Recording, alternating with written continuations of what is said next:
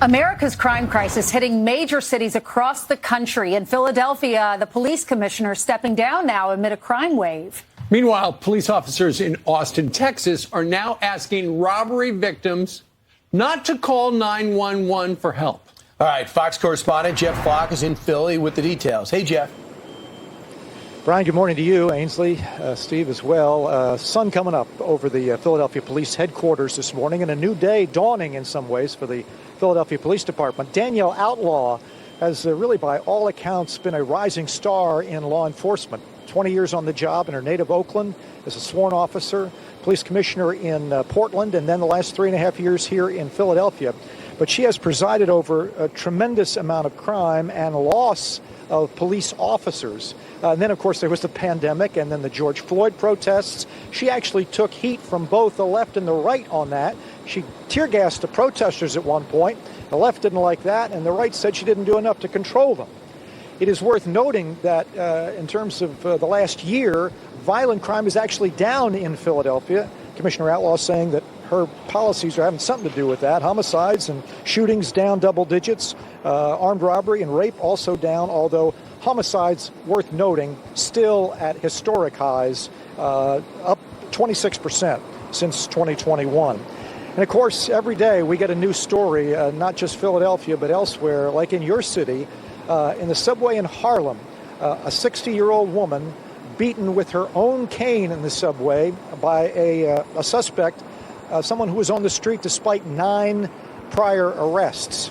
That is the kind of thing that, in fairness, discourages police from doing their job, from being a police officer, and from taking positions of leadership. I leave you with this. This is over the course of the last couple of years, 8 different major cities in the U.S. have lost their top police officer. Some because they just had enough. Some have been criticized, but very difficult these days to attract police officers and to attract leadership in the police department. Folks. Hey, Jeff, it was about 1.5 years ago. You weren't in Philly. You were someplace much colder. You were up in Ottawa in January during that trucker strike where, there was a 22-day protest, a response for mandatory vaccinations for cross-border truck drivers. Well, now the criminal trial has opened for 2 of the key organizers up there in Ottawa. And what are your thoughts about that? Because, you know what, before I ask you your thoughts, let us run just a snippet of you back then talking to some of these people, because it was very emotional. Why are you here? To get our freedom back. I don't want to raise my kids with masks and QR codes. It's medical information. It's not of your business. I'm a 60-year-old grandfather who's been fired from his job by General Motors of Canada on December 12th. They told all non-vax people to just leave. They cut us all out. My 31-year-old son has lost his job. He will be in April. He's been told he's gone because he's non-vaxxed. I will die to protect my family and my children from overreach by the government. Mr. Trudeau does not deserve the title of Prime Minister. He is an insult to Canadians. And so the criminal trial today is starting, Jeff. Your thoughts?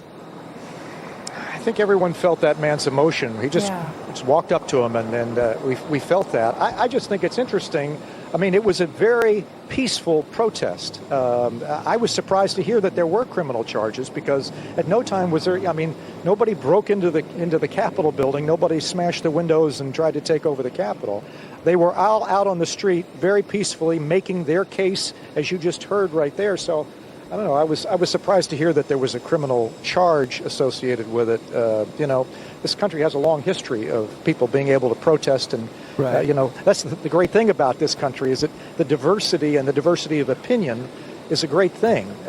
So to have a chilling effect on that, I don't think is positive. Well, Jeff, if you talk to a Canadian now, which I know you talk to them, this guy is off the charts, out of control. Oppressive.